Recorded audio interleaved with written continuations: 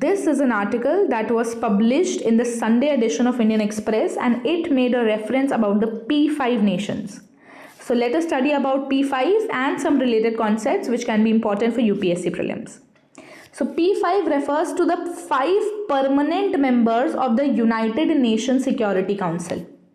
P5 का मतलब है वो 5 permanent members जो UNSC का पार्ट है. UNSC is one of the 5 primary organs of the UN. United Nations में 5 प्रिंसिपल ऑर्गन्स हैं, जिसमें से एक ऑर्गन है यूनाइटेड नेशन सिक्योरिटी काउंसिल. अब यूएनएससी का काम क्या है?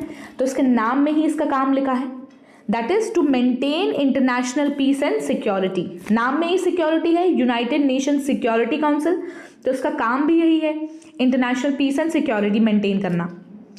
अब यूएनएससी में टोटल 15 मेंबर्स होते हैं.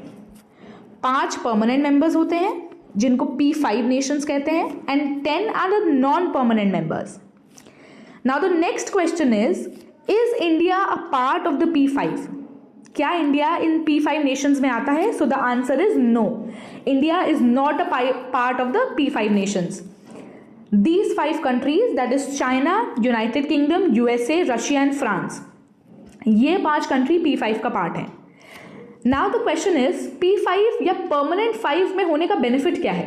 So the answer is veto powers. In 5 countries के पास वीटो पावर्स होती हैं. They enjoy the power to say no in the United Nations Security Council. Veto means the power to say no.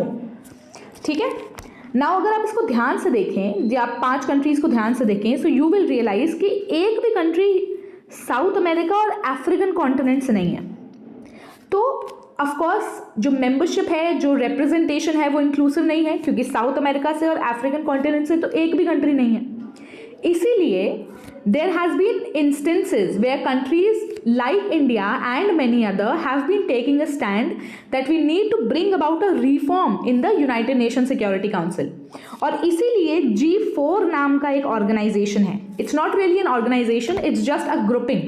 It is a grouping of 4 countries which includes Brazil, India, Germany and Japan. तो इसका acronym आप बना सकते हैं Big J. These are the big J nations, which is Brazil, India, Germany and Japan. और इन चारों Nations का यह मानना है कि हमें यूएनएससी में रिफॉर्म लाने की ज़रूरत है. We need to make the membership more inclusive, both in terms of the non-permanent members and also the permanent members. So these are some important facts that you should remember for UPSC prelims.